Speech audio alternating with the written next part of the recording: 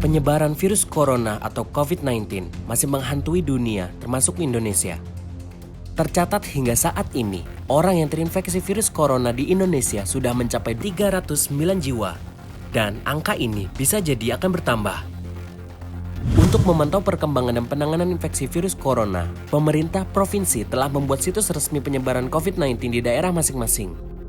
Kamu bisa mengeceknya di beberapa situs berikut, seperti infeksiemerging.kemkes.go.id, di mana situs Kementerian Kesehatan ini memberikan informasi seputar virus corona, mulai dari jumlah kasus, negara mana saja yang terjangkit, hingga kondisi di Indonesia. Pemerintah Provinsi DKI Jakarta juga membuat situs pantau penyebaran virus corona yang bisa diakses di corona.jakarta.go.id. Situs pantau penyebaran virus corona selanjutnya milik Pemprov Jawa Barat yang bisa diklik di pikobar.jabarprov.go.id. Kemudian, pemerintah Provinsi Jawa Tengah membuat situs khusus informasi penyebaran virus corona bernama corona.jatengprov.go.id.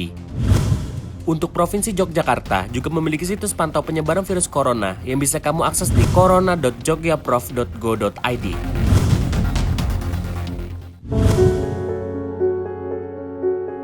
Setiap negara yang sedang berperang melawan corona punya kebijakannya masing-masing dalam atasi masalah ini.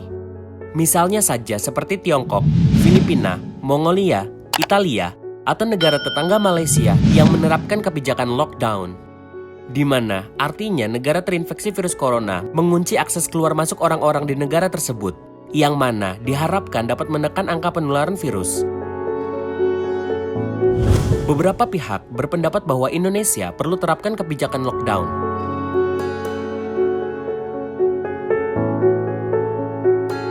Meski demikian, pemerintah belum memilih langkah tersebut untuk saat ini. Dan sampai saat ini tidak ada kita berpikiran ke arah kebijakan lockdown. Work from home sudah mulai diterapkan oleh banyak perusahaan di Indonesia guna cegah penyebaran virus corona. Kegiatan ibadah hingga instansi pendidikan seperti sekolah dan kampus juga menerapkan belajar dari rumah guna hindari resiko infeksi corona. Membuat kebijakan tentang proses belajar dari rumah bagi pelajar dan mahasiswa.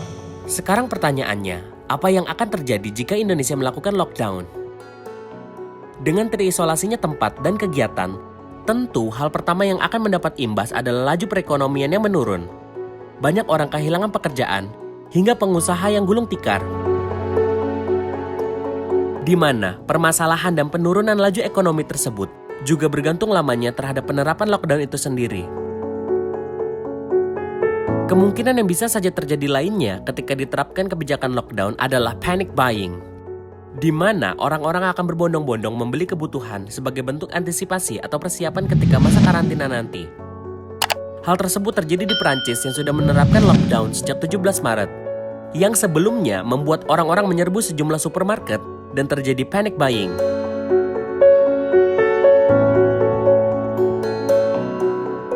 Di lain sisi, virus corona membuat sejumlah turis yang berkunjung di Indonesia harus tertahan dan belum bisa kembali ke tempat asal.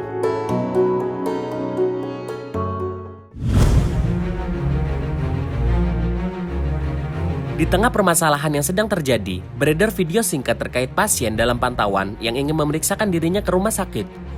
Ini, aku udah kategorinya PDP.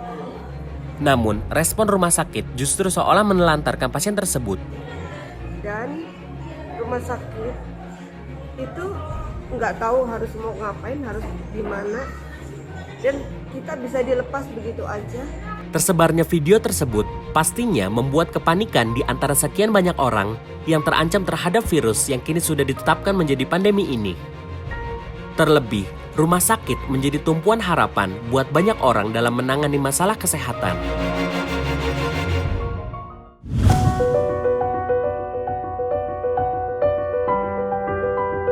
Di tengah badai yang menimpa, ada salah satu sosok nama yang belakangan menjadi sorotan, yaitu Dr. Handoko Gunawan, yang rela mendedikasikan dirinya dengan mengorbankan waktu dan keselamatannya untuk mengobati pasien akibat virus corona.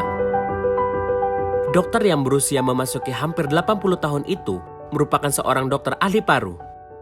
Dirinya viral dari unggahan postingan di media sosial oleh seorang warganet bernama Noviana Kusumawardani. Di mana di foto tersebut, dokter itu mengenakan pakaian putih lengkap dan masker. Di caption tersebut juga dijelaskan kalau sebetulnya anak-anak sang dokter sudah melarangnya untuk terjun. Namun, ia memaksa dan mengatakan kalau beliau mati juga tidak apa-apa.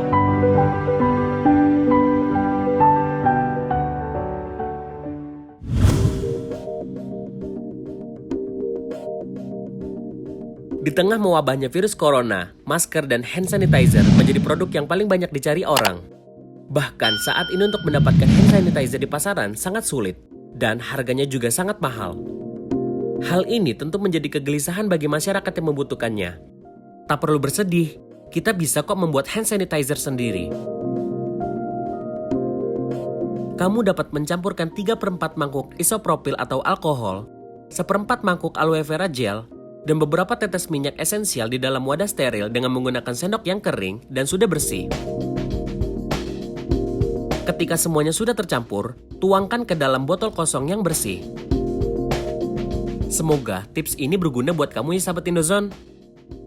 Dari informasi di atas, diharapkan membuat kita selalu waspada dan menjaga kebersihan.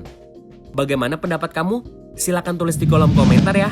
Dan jangan lupa buat like dan subscribe, karena masih banyak informasi menarik lainnya yang kamu harus tahu.